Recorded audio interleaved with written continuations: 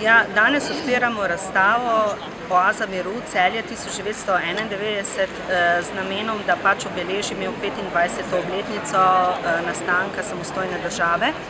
Razstava je razdeljena v 5 vsebinskih sklopov, in sicer Slovenska pomlad, demokratizacija, obrambne priprave, samostojnost in Celje v osamosvojitveni vojni, z namenom, da obiskovalce pač nekako usmerimo v sam potek dogodkov takrat v tistih letih, v 80. in 90. letih.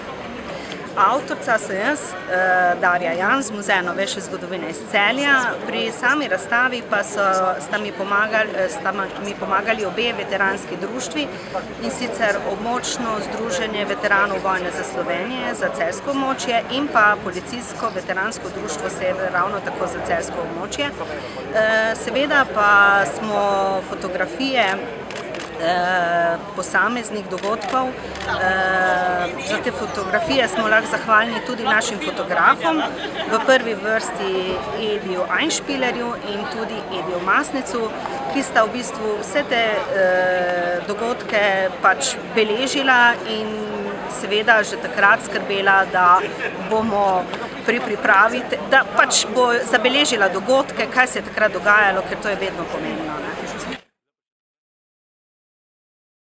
Bo odprta do konca meseca junija, do 30.